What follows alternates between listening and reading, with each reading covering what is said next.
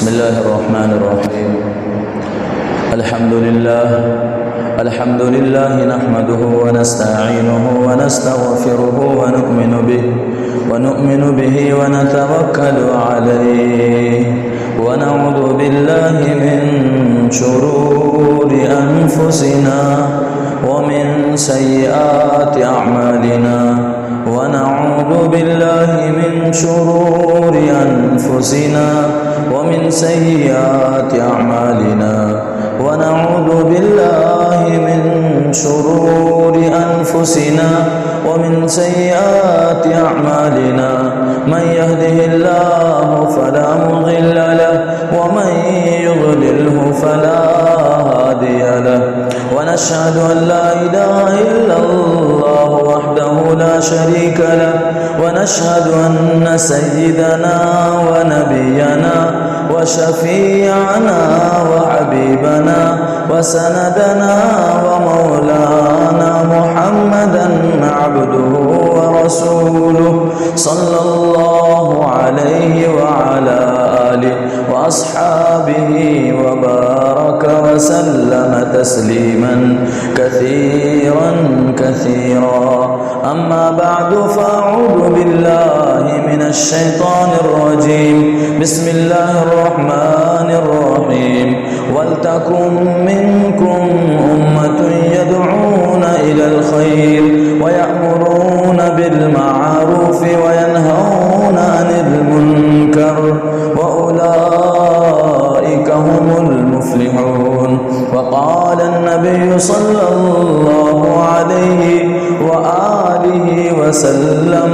من رأى منكم منكرا فليغيره بيده فإن لم يستطع فبلسانه فإن لم يستطع فبقلبه وذلك ضعف الإيمان أو كما قال النبي صلى الله عليه وسلم. صدق الله العظيم وصدق رسوله النبي الكريم ونحن على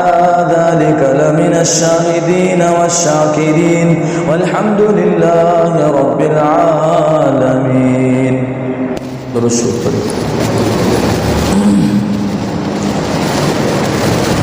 میرے محترم بزرگوں اور دینی بھائیوں، اللہ تعالیٰ نے اس امت مسلمہ کو ایک ذمہ داری سونپی ہے. اصل میں یہ ذمہ داری امت محمد صلی اللہ علیہ وسلم سے پہلے یہود اور نصارہ کو سونپی گئی تھی، عیسائیوں کو سونپی گئی تھی، یہودیوں کو سونپی گئی تھی. وہ ذمہ داری یہ ہے کہ اللہ تعالیٰ نے ارشاد فرمایا تم میں سے جو بھی برائیاں کرتا دیکھے وہ ان برائیوں سے لوگوں کو روکے، اور اسی طرح سے جہاں برائیاں نہیں ہیں لیکن نیکیوں کی کمی ہے تو وہاں لوگوں کو نیکیوں کا حکم کرے. یہ ایک مختصر سی چیز ہے لیکن اس کے اندر انسان کی فطرت سے لے کر اسلام کی چاہت تک کی ساری چیزیں موجود ہیں کہ اللہ کے نبی علیہ السلام نے بھی ارشاد فرمایا، اور بلکہ ایک روایت میں تو یہ ہے کہ آپ علیہ السلام دیوار سے ٹیک لگائے ہوئے تھے، تکیے سے ٹیک لگائے ہوئے تھے، اور آپ اچانک تکیے سے ٹیک کو چھوڑ کر آپ بالکل سیدھے بیٹھ گئے، اور اس کے بعد ارشاد فرمایا اپنے صحابہ سے کہ تم لوگ امر بالمعروف اور نہی عن المنکر کرو، تم لوگ امر بالمعروف اور نہی عن المنکر کرو، ورنہ تم پر اللہ تعالیٰ ایسے ظالم بادشاہوں کو مسلط کر دیں گے کہ جو تمہارے بڑوں کی تعظیم نہیں کرے گا، جو تمہارے چھوٹوں پر رحم نہیں کرے گا. تم دعائیں مانگو گے تو تمہاری دعائیں اس وقت قبول نہیں ہوں گی. اور پھر اس کے بعد آپ علیہ السلام بس خاموش ہو گئے. اسی طرح سے ہم عائشہ صدیقہ رضی اللہ تعالی عنہا بھی روایت نقل کرتی ہیں کہ ایک دفعہ اللہ کے نبی علیہ السلام گھر میں تشریف لائے، اور گھر میں آنے کے بعد آپ نے کسی سے بات نہیں کی، سیدھے آپ منبر پر مسجد نبوی کے اندر تشریف لے گئے اور اپنے صحابہ کو جمع کیا اور اس وقت بھی یہی بات کہی کہ اے میرے صحابہ تم امر بالمعروف اور نہی عن المنکر ضرور کرو، تم بھلائیوں کا حکم کرو، برائیوں سے روکو، مبادا ایسا وقت آئے گا کہ اللہ تعالیٰ جب یہ کام تم چھوڑو گے تو اللہ کی نظر سے گرو گے، اور پھر اللہ تعالیٰ تم پر ظالم بادشاہوں کو مسلط کرے گا جو تمہارے بڑوں کی، تمہارے رتبے والوں کی، تمہارے مقام اور عزت رکھنے والوں کی، یعنی تمہارے اللہ والوں کی وہ ذرا بھی عزت نہیں کرے گا، احترام نہیں کرے گا، اور تمہارے چھوٹوں پر رحم نہیں کرے گا، تمہارے معصوموں پر قتل کرنے میں، ان کے اوپر غلط الزام لگانے میں، ان کو قید میں ڈالنے میں، الغرض ان کی جان کسی طریقے سے نقصان پہنچا دے، تمہارے معصوموں پر ظلم ڈھانے میں وہ ظالم بادشاہ کبھی بھی پیچھے نہیں ہٹیں گے۔ اور پھر ایسے وقت میں سب سے بڑی بات یہ کہ تم دعائیں مانگو گے تو تمہاری دعا بھی قبول نہیں ہوگی۔ تو میرے بزرگوں، یہ روایات بڑی کثرت سے کتابوں میں موجود ہیں حدیث کے۔ حضرت شیخ زکریا رحمۃ اللہ علیہ نے تو فضائل اعمال کے اندر باقاعدہ فضائل تبلیغ کے نام سے انہی روایات کو جمع کیا ہے کہ جس کے اندر اللہ کے نبی صلی اللہ علیہ وسلم اور ان آیات کو جمع کیا ہے جس میں اللہ تعالی خود امت محمد سے اس بات کا تقاضا کر رہے ہیں کہ تم امر بالمعروف کرو، نہی عن المنکر کرو۔ تو ان سے ہم سے پہلے، ہم یہ امت محمد سے پہلے اللہ تعالیٰ نے یہ ذمہ داری امر بالمعروف کرنے کی اور نہی عن المنکر کرنے کی یہ یہود اور نصارہ کو دی تھی، لیکن انہوں نے کیا کیا؟ انہوں نے ان ذمہ داریوں کو نبھانا تو دور کی بات، اگر وہ کسی کو برائی کرتے ہوئے دیکھتے تھے تو ایسا کرتے تھے کہ برائی کرنے والوں کو اس وقت فوراً کہتے تھے بھائی ایسا نہ کرو، یہ غلط بات ہے، لیکن دوسرے دن پھر ہوتا یہ تھا کہ اسی غلط مجلس میں وہ یہود اور نصارہ کے اچھے لوگ بھی شریک ہو جاتے تھے، جڑ جاتے تھے، تو امر بالمعروف بھی چھوڑ چکے تھے اور نہی عن المنکر جو منع کرنے کی چیزیں تھیں وہ بھی کرتے تھے، لیکن دوبارہ انہی گناہ کی مجلسوں میں وہ خود شامل ہو جاتے۔ جب یہ حالات بہت کثرت سے ان کے اندر ہونے لگے کہ نیکیاں تو دور کی بات رہی، برائیاں جو لوگ کر رہے تھے ان کو برائیوں سے روکتے، برائیوں سے منع کرتے، بلکہ ان کے ساتھ برائیوں میں شریک ہونے لگے، ان کے ساتھ برائیوں میں گلے مل کر کام کرنے لگے، اور پورا مجمع کا مجمع گناہوں میں جانے لگا، تو میرے آقا علیہ السلام فرماتے ہیں پھر اللہ تعالیٰ نے ان کے دلوں کو آپس میں ملا دیا۔ کیا ہو گیا اس کا مطلب؟ اس کا مطلب یہ کہ پھر ان میں یہ فرق ہی نہ ہونے لگا کہ کون نیک انسان ہے اور کون بد انسان ہے، کون اچھا انسان ہے کون برا انسان ہے، یہ تمیز ختم ہو گئی، ان کے دل ایک جیسے ہو گئے۔ اور پھر آگے بڑھ کر یہ ہوا کہ جب برائی اور خباثت ان پر غالب آئی تو پھر اللہ تعالیٰ نے فرمایا کونوا قردۃ خاسئین، کہ اے ظالموں جس پر ہم نے تمہیں جو ذمہ داری نبھانے کے لیے دی تھی، جو برائیوں سے منع کرنے کے لیے کہا تھا، اچھائیوں کی طرف بلانے کے لیے کہا تھا، تم نے ان ساری چیزوں کو پشے پست ڈالا اور پیٹھ پیچھے ڈالا، ان سے آگے نکل گئے، لہذا اب تمہاری سزا یہ ہے کہ تم لوگ سب کے سب ذلیل و خوار بندر بن جاؤ۔ لہذا ایسا عذاب آیا، ان کے دل ایسے ہو گئے کہ عذاب ایسا آیا کہ رات میں وہ سوئے ہیں، صبح کو سارے کے سارے گھروں میں کسی گھر میں انسان نظر نہیں آ رہے ہیں، سب کے سب بندر بن گئے۔ تو یہ سزا کے طور پر ان کو اللہ تعالیٰ نے ان کے جرم کے بدلے میں یہ ان کو بندر بنایا، یہ سزا دی۔ خیر میرے بزرگوں، یہ تو ان کے حالات تھے جن کو امر بالمعروف اور نہی عن المنکر کرنے کے لیے کہا گیا، لیکن انہوں نے نہیں کیا تو ان کا انجام بہت برا ہوا۔ اس امت کے ساتھ تو اللہ کا بہت بڑا کرم ہے، اللہ تعالیٰ کا بہت بڑا انعام ہے کہ امر بالمعروف اور نہی عن المنکر کرنے کی وجہ سے اس امت کو اللہ کیا عطا فرمائیں گے، اور ان کو چھوڑنے کی وجہ سے اللہ تعالیٰ ان امتیوں کے ساتھ کیا معاملہ کریں گے۔ اللہ تعالیٰ نے دونوں باتیں قرآن کریم میں بیان فرما دی۔ اور احادیث نبوی صلی اللہ علیہ وسلم میں بکثرت روایات موجود ہیں کہ اچھے کاموں کے حکم کرنے سے کیا ملے گا، برائیوں کے کرنے سے اور برائیوں کے سے روکنے سے کیا ملے گا۔ میرے نبی علیہ السلام نے ارشاد فرمایا حضرت علی کرم اللہ وجہہ سے کہ علی، آپ کے ذریعے سے اللہ تعالیٰ کسی کو ہدایت دے دے۔ کیا مطلب کہ کوئی آدمی غلط ہو، برائی کر رہا ہو، آپ ان کو نہیں عن المنکر کریں، برائیوں سے بچانے کی کوشش کریں، انہیں حکم کریں، ان کے گلے پر ہاتھ پھیریں، ان کے پشت پر ہاتھ پھیریں، ان کی داڑھیوں میں ہاتھ لگائیں، ان سے پیار سے بات کر کے اگر ان کو برائیوں سے آپ نے دور کر دیا، اللہ نے انہیں آپ کے ذریعے ہدایت دے دی، تو یہ آپ کے لیے سرخ اونٹوں سے بھی بہتر ہے۔ یہ سرخ اونٹ کیا بلا ہے؟ یہ سرخ اونٹ جو ہے، عرب میں چونکہ اونٹ بہت زیادہ چلتے تھے اس وقت، تو اور زیادہ تر وہ لوگ بڑے سمجھے جاتے تھے، ہائی کوالٹی کے لوگ سمجھے جاتے تھے جن کے پاس یہ سرخ یعنی لال اونٹ ہوا کرتے تھے۔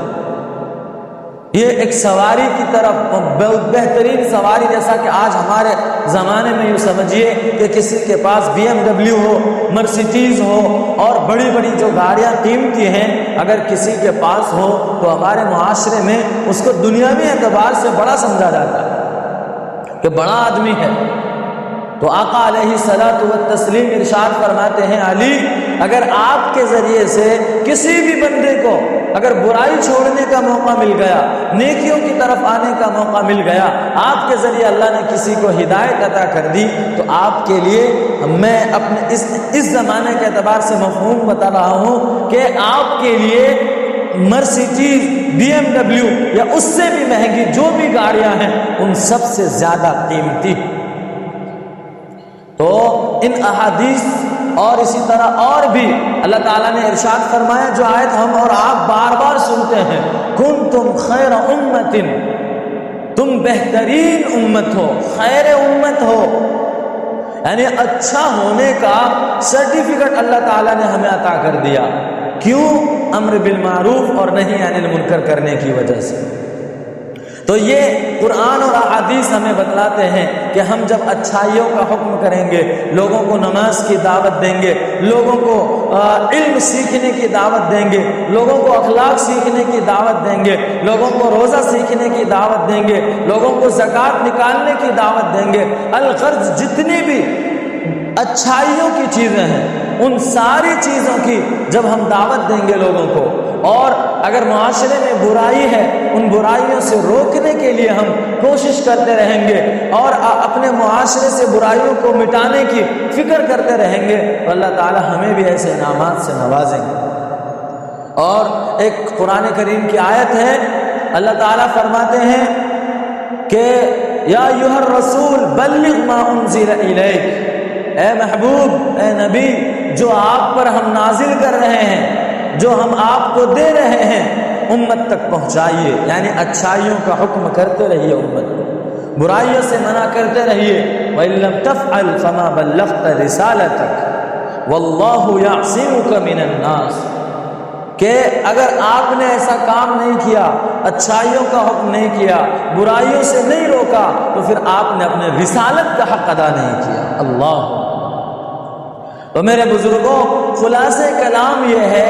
بات اصل یہ ہے کہ ہمیں ان آیات، ان احادیث سے اس بات کا پیغام دیا جا رہا ہے کہ ہم اپنے معاشرے میں، ہم اپنی سوسائٹی میں، ہم اپنے گھروں میں، اپنے خانوادوں میں، اپنے محلے میں، اپنی گلیوں میں، اپنے شہر میں، اپنے بازاروں میں، اپنے دیہات میں، اپنے ملک میں، اپنے ضلع میں، ہر طرف جہاں بھی موقع ملے، جیسے موقع ملے، اچھائیوں کا حکم کریں، اچھائیوں کی طرف دعوت دیں، لوگوں کو اچھائیوں کی طرف بلائیں، خود اچھے بنیں اور اچھائیوں کی طرف بلائیں۔ ان اچھائیوں میں دو طرح کی اچھائی ہے، ایک وہ ہے جس کو فطرت چاہتی ہے،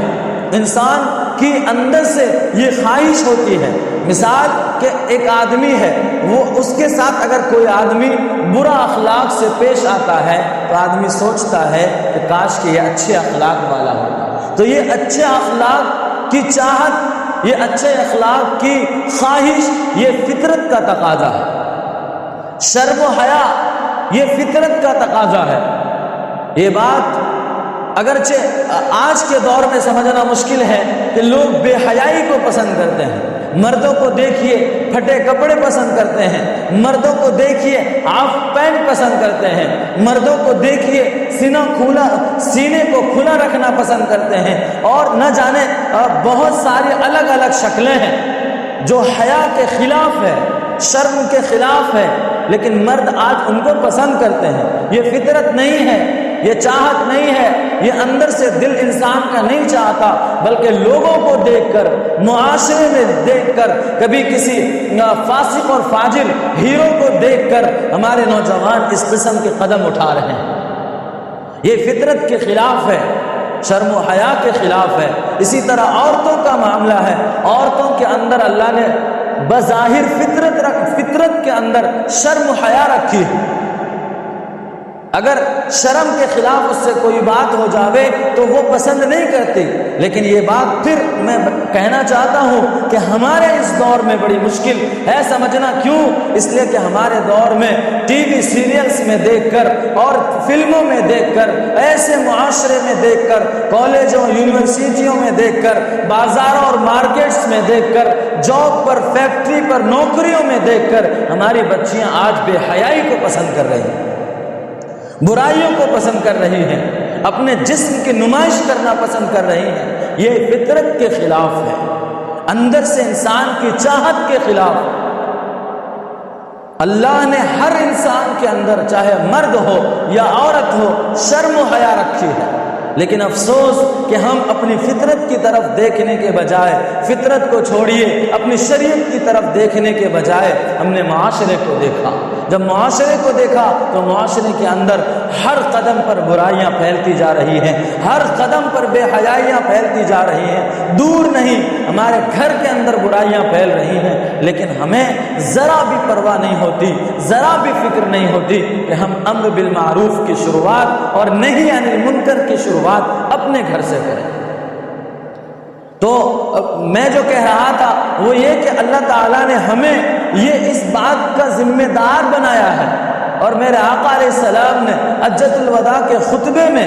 آخری موقع پر جو آپ نے فرمایا، اس سے بھی ہمیں اور آپ کو ذمہ داری دی گئی، فَلْيُبَلِّغِ الشَّاهِدُ الْغَائِبُ کہہ کر، کہ جو لوگ حاضر ہیں، جو صحابہ حاضر ہیں، جنہوں نے میری روایات سنی ہیں، میری باتیں سنی ہیں، میرے قرآن کی آیات سنی ہیں، ان کے لیے ضروری ہے کہ آنے والے جو لوگ ہیں ان تک پہنچایا جائے۔ ذمہ داری دی صحابہ کو، اللہ نے جب صحابہ کو ذمہ داری دی، نبی نے جب صحابہ کو ذمہ داری دی، صحابہ نے اپنی ذمہ داری کو بخوبی نبھایا کہ انہوں نے اپنی بیویوں کی، اپنے بچوں کی فکر کیے بغیر دنیا کے کونے کونے میں پھیل گئے، دنیا کے کونے کونے میں پھیل گئے، یہاں تک کہ افریقہ، جہاں کے خاکو جنگل اور بہت خطرناک چیزیں وہاں تھی، جہاں کے لوگوں کے پاس جانا دشوار اور مشکل تھا، صحابہ کرام نے اپنی ذمہ داریوں کو نبھایا، ان خاکو جنگل والوں تک، ان جنگلی لوگوں تک پہنچے، اور پہنچنے کے بعد یہ اللہ کے جو دین ہے اور اللہ کے نبی صلی اللہ علیہ وسلم کے جو فرمان ہیں ان تمام کو وہاں تک پہنچایا۔ اسی طرح سے آپ اور ہم سب جانتے ہیں کہ بعض صحابہ کرام کی قبریں یہاں ہند کے اندر بنی ہوئی ہیں،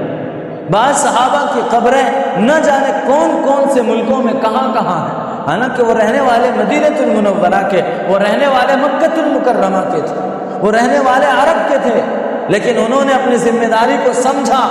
کہ اللہ نے ہمیں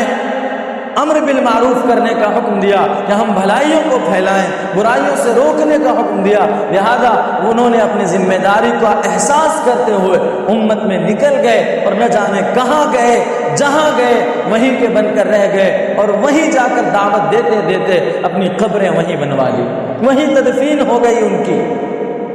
یہ صحابہ کرام تھے، یہ ہمارے تابعین تھے، تبع تابعین تھے۔ آج ہم اور آپ میں سے بہت سارے لوگ ہیں، بلکہ ہندوستان کا ہر بچہ بھی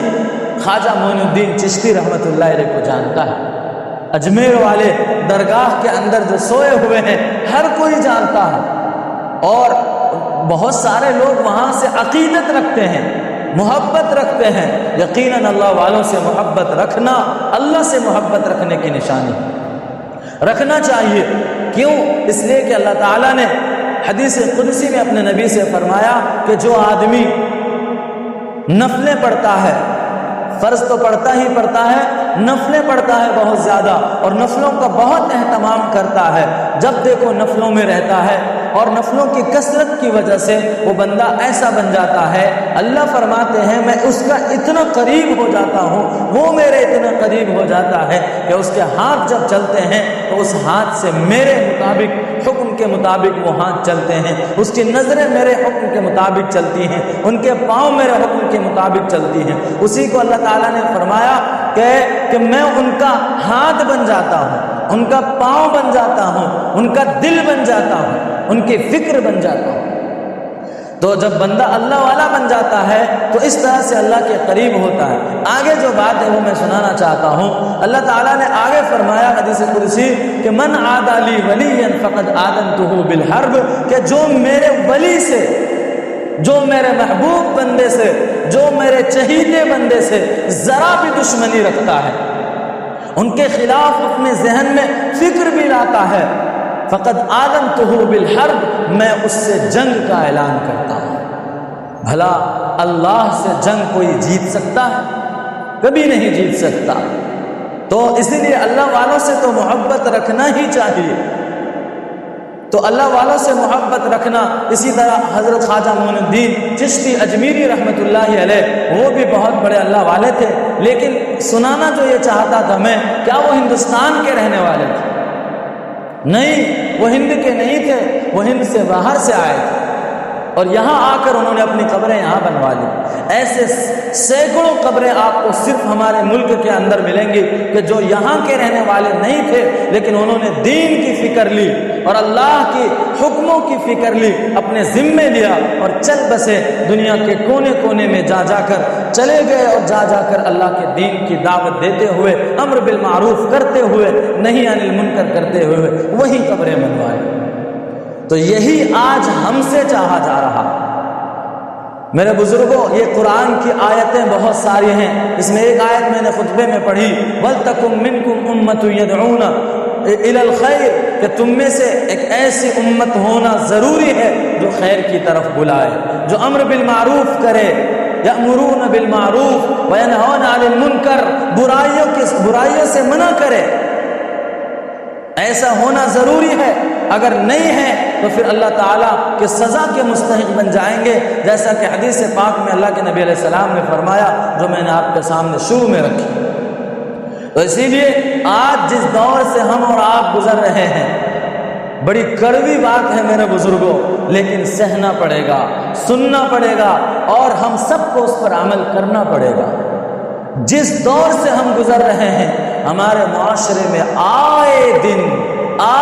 دن ہر لمحہ، ہر گھڑی برائیاں جنم لے رہی ہیں، بے حیائیاں جنم لے رہی ہیں۔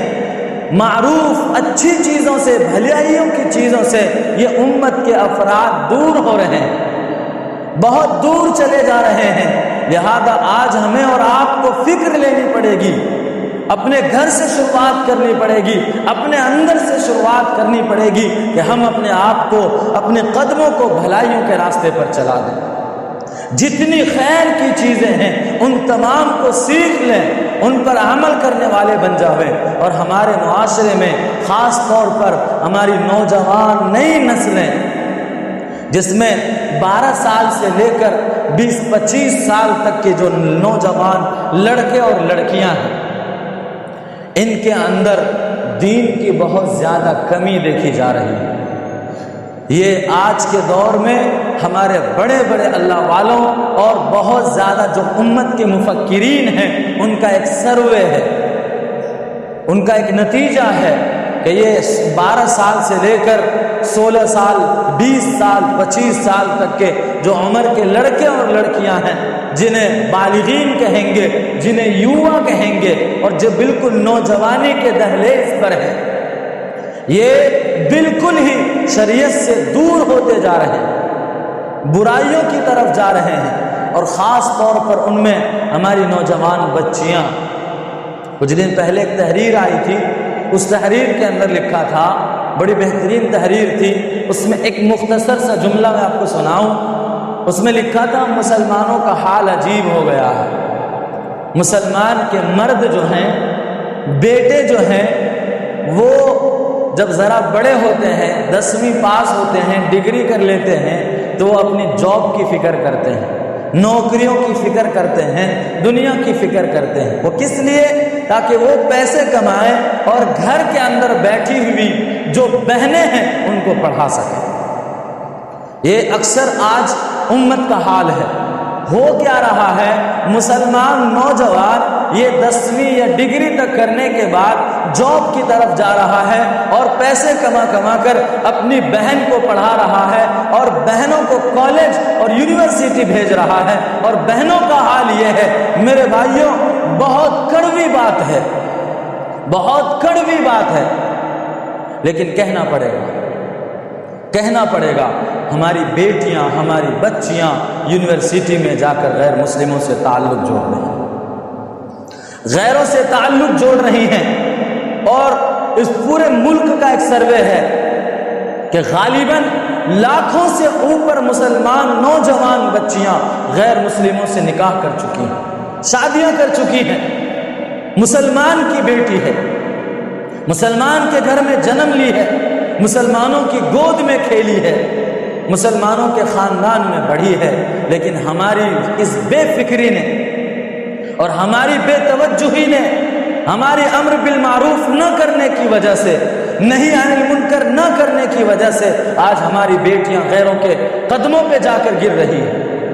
اور غیروں کی تو چال بازیاں ہیں، آپ سب جانتے ہیں، ان کی تو چال ہی یہ ہے کہ وہ مسلمانوں کے خلاف جال بن رہے ہیں، سازشیں کر رہے ہیں، اور نہ جانے کیا کیا کر رہے ہیں۔ یہ وہ موقع نہیں کہ ہم آپ کے سامنے ایک چھوٹا سا انسان یہ بات کرے، ہمارے سارے بڑے اکابرین جو ہیں وہ یہی باتیں کہہ رہے ہیں، لیکن ان میں سے مختصر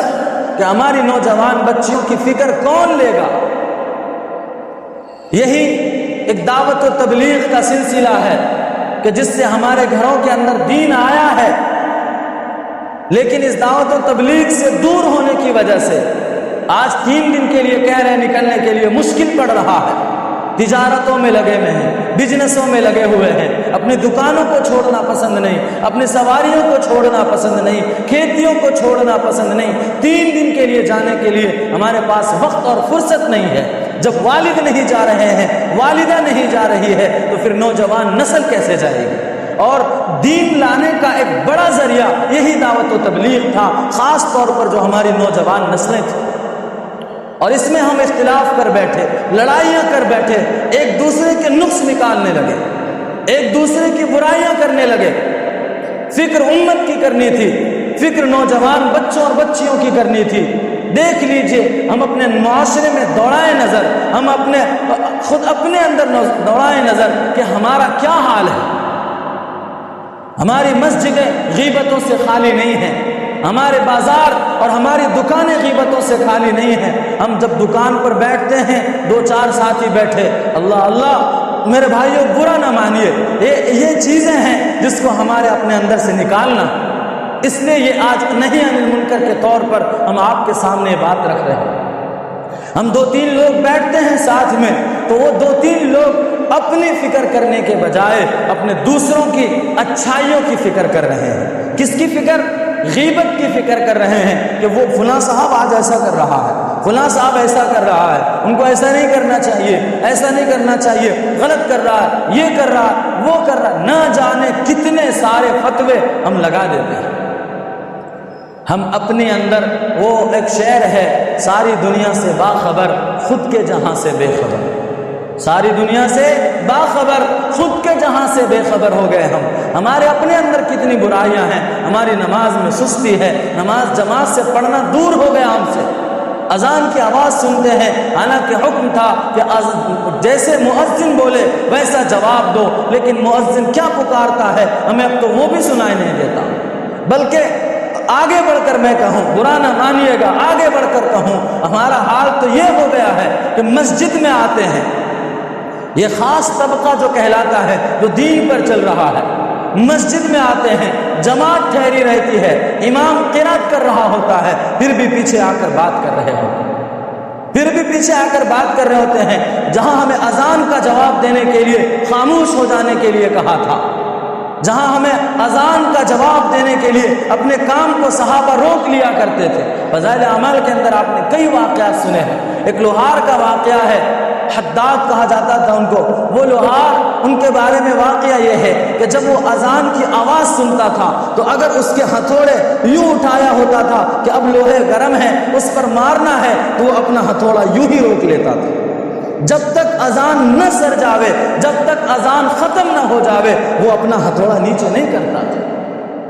یہ تھے پہلے امت کے لوگ۔ اور آج ہمارا حال کیا ہے؟ ہم مسجدوں میں آ کر باتوں سے فرصت نہیں۔ اللہ کی پناہ، معاف کیجئے گا میرے بزرگوں، معاف کیجئے گا، ان کرسیوں نے مسجد میں آنے کے بعد اور زیادہ ظلم ڈھایا کہ ہم کرسی لگا کر آپس میں مسجد میں بات کر رہے ہوتے ہیں، نوجوان بچے بات کر رہے ہوتے ہیں، بڑے بات کر رہے ہوتے ہیں۔ یہ امر بالمعروف ہے کہ ہمیں اچھائیوں کا حکم کرنا چاہیے، کہ ہماری مسجدوں کی پابندی تھی۔ تو خیر، مسجدوں کے اندر جب یہ برائیاں ہوں گی تو میرے بزرگوں، میرے پیارے بھائیوں، بتائیے کہ مسجد کے باہر کا کیا عالم ہے؟ تو وہی ہو گیا کہ آج ہم سے دین نکلتا جا رہا ہے، اس کی فکر ہمیں نہیں ہے۔ ہمیں چاہیے کہ ہم دین کی فکر کریں۔ اپنی دنیا تو بن ہی رہی ہے، اور آج ہی شاید فضائل اعمال کے اندر یقیناً آج ہی فجر کی تعلیم میں آیا کہ ہم لوگ اس کی فکر کر رہے ہیں جس کی اللہ تعالیٰ نے ذمہ داری لے رکھی ہے۔ آج ہی حدیث آئی ہے، ہم لوگ اس چیز کی فکر کر رہے ہیں جس کی اللہ نے ذمہ داری لے رکھی ہے، اور اس چیز کی فکر نہیں کر رہے ہیں جس کی اللہ نے ہمیں ذمہ داری دے رکھی ہے۔ کس چیز کی ذمہ داری اللہ نے لی ہے؟ اللہ نے ہمارے رزق کی ذمہ داری لے لی ہے۔ وَمَا مِن دَابَّةٍ فِي الْأَرْضِ إِلَّا عَلَى اللَّهِ رِزْقُهَا۔ اللہ فرماتے ہیں کہ زمین میں کوئی بھی جاندار چیز نہیں ہے، اس میں ہم اور آپ بھی آ گئے۔ زمین میں کوئی بھی جاندار چیز نہیں ہے، الا علی اللہ رزقها، کہ اللہ نے اپنے ذمے اس کا رزق لکھ رکھا۔ اللہ دے گا، جہاں سے دے گا، تو اس کی ذمہ داری تو اللہ نے لے لی، لیکن ہم لوگ روزانہ دن کے 24 گھنٹے سوتے ہیں تو آگے کل کیا کرنا ہے، کل کی فکر لے کر بیٹھے رہتے ہیں۔ دنیا کی اتنی فکر، اور آخرت جس کی ذمہ داری اللہ نے ہمیں دی تھی، اعمال صالحہ، نیکیاں جس کی ذمہ داری اللہ نے ہمیں دی تھی، اس سے ہم کوسوں دور ہیں۔ ہماری نمازیں ختم ہیں، نمازوں میں دھیان ختم ہے، ہماری زندگی سے اچھائیاں ختم ہیں، صلح ختم ہے، آپسی پیار ختم ہے، آپسی محبت ختم ہے، اور حیا شرم ختم ہے۔ بے حیائیاں روز جنم لے رہی ہیں، ہماری چھوٹی بچیوں سے لے کر بڑوں تک کے اندر بے حیائی آ گئی ہے۔ میرے بزرگوں، ہمیں چاہیے، یہ تو بہت مختصر سی چیزیں ہیں جو ہم نے آپ کے سامنے رکھی ہیں، ورنہ آپ سب اپنے معاشرے میں دیکھ رہے ہیں، سب کی آنکھیں کھلی ہیں کہ کتنی زیادہ پریشانیاں اور برائیاں آ رہی ہیں، اور ہم لوگوں نے اتنا خاموشی اختیار کیا ہے۔ آج میں مطالعہ کر رہا تھا، اس میں یہ لکھا ہوا ہے کتاب کے اندر کہ ہم لوگوں کا حال یہ ہو گیا ہے کہ ہم نے اپنی فکر کرنی شروع کر دی ہے، اور یہ کہنے لگے ہیں ہم کہ ہمیں دوسرے جو کرتے کرنے تو کیا مطلب۔ یقیناً یہی بات ہر کسی کے زبان پر ہے، آج سے پہلے ہماری بھی زبان پر یہی ہے، کیا کہ ہم اپنے ٹھیک ہیں جو کرتے ہیں، جس کو کرنے تو کیا کریں۔ ہم اپنی آنکھوں سے دیکھ رہے ہیں کہ ہمارا بچہ، ہمارا پڑوسی اذان ہونے کے بعد نماز کو نہیں جا رہا، پیار سے گلے پر ہاتھ پھیر کر، کندھے پر ہاتھ پھیر کر ہم نہیں بلا رہے، جانے دو نماز نہیں پڑھتا، ہمیں کیا، ہم تو جا رہے ہیں۔ اس کے علاوہ اور بھی چیزیں ہیں۔ یہ لکھا ہے کہ یہ کہاں سے جنم لیا، یہ کہ دوسروں کی فکر کرنے لگے، حالانکہ ہماری شریعت تو کہتی ہے کہ تم اچھے لوگ ہو کیونکہ نکالے گئے ہو تم دوسروں کے لیے، تم دوسروں کی اچھائیوں کی فکر کرنے نکالے گئے۔ ہماری شریعت تو، ہمارا قرآن تو یہ کہتا ہے، لیکن ہم تو یہاں دوسروں کی فکر ہی نہیں کر رہے۔ تو یہ اصل میں انگریزی تعلیم کا نتیجہ ہے کہ جب انسان انگریزوں کے آنے کے بعد، انگریزوں نے خود غرضی لوگوں کے اندر ڈالا، اور سب کے اندر، خاص طور پر ہندی لوگوں میں انگریزوں کے آنے کے بعد خود غرضی آئی۔ ان خود غرضیوں میں ایک خود غرضی یہ بھی ہے کہ ہم دوسروں کی فکر چھوڑ چکے ہیں، اپنی فکر کرنے لگے۔ یقیناً اپنی بھی فکر کرنی چاہیے، ہمیں بھی اچھا بننا ہے، لیکن ہمارے ساتھ ساتھ ہمارے معاشرے میں بسنے والے ہر کسی انسان کی فکر کرنی ہے۔ یہی ہے دعوت و تبلیغ کا ایک خلاصہ، اسی کو امر بالمعروف اور نہی عن المنکر کہتے ہیں۔ ہم دیکھیں کہ ہمارے ہاں جو برائیاں ہو رہی ہیں، پیار سے، محبت سے، چاہت سے، جس طرح سے ہوں، ہم آرام سے دعاؤں کے ساتھ بھی، ہمارے اکابرین کا یہی طریقہ تھا، وہ دعائیں بھی کرتے تھے۔ یہاں تو ہمیں فرض نمازوں کے بعد دعا مانگنے کی فرصت نہیں ہے، الگ سے دعا مانگنے کی تو بات دور رہی۔ فرض نمازوں کے بعد، میں نے پچھلے بار بھی یہ مسئلہ بتلایا تھا کہ امام کے لیے دعا مانگنا ضروری نہیں ہے، جو امام ہر جگہ ہر مسجد میں مانگتے ہیں یہ ضروری نہیں ہے، لیکن ہمارے اکابرین نے یہ کہا ہے کہ اجتماعی دعا کر لی جاوے، کیونکہ لوگوں کو مانگنا نہیں آتا اور وہ دعا کے قبول ہونے کا وقت ہے۔ جب دعا کے قبول ہونے کا وقت ہے تو ہمیں چاہیے کہ ہم بھی اپنے لیے، اس امت کے لیے دعا کریں، فکر کریں، امت کے اچھائیوں کی فکر کریں۔ آخر میں وہی حدیث دوبارہ سنا دیتے ہیں، میرے نبی علیہ السلام نے یوں ٹیک لگائے، آپ تکیے سے بیٹھے ہوئے تھے، آپ اچانک سے ایسے اٹھے اور ایک دم چہرے پر گھبراہٹ تھی۔ گھبراہٹ کے عالم میں آپ نے اپنے صحابہ کو جمع کیا اور فرمایا، ایک دم ڈرتے ہوئے، گویا کہ جب آدمی ڈرتا ہے تو چہرے پر کیسی گھبراہٹ سے ہوتی ہے، تو میرے نبی نے گھبراتے ہوئے کہا کہ تم لوگ امر بالمعروف کرو، یعنی اچھائیوں کا حکم کرو اور برائیوں سے منع کرو، اور برائیوں سے منع کرو۔ اگر نہیں کرو گے تو ایسا وقت آئے گا کہ اللہ تعالیٰ تم پر ایسے ظالم بادشاہ کو مسلط کر دیں گے جو تمہارے بڑوں کی عزت، بڑوں کا اکرام نہیں کرے گا، تمہارے چھوٹوں پر رحم نہیں کرے گا، اور تم جب دعائیں مانگو گے تو اس وقت تمہاری دعائیں بھی قبول نہیں ہوں گی۔ تو اس لیے میرے بزرگوں، آج ہم سب نیت کریں کہ انشاءاللہ ہمارے معاشرے میں جو بھی برائیاں ہیں، ہم سب مل کر انشاءاللہ امر بالمعروف کریں گے، نہی عن المنکر کریں گے، اللہ کے راستے میں نکلیں گے، اور اپنے اندر بھی دین لانے کی فکر کریں گے، اپنے معاشرے کے اندر بھی، اپنے گھرانے کے اندر بھی دین لانے کی فکر کریں گے سب انشاءاللہ۔ اللہ ہم سب کو عمل کی توفیق عطا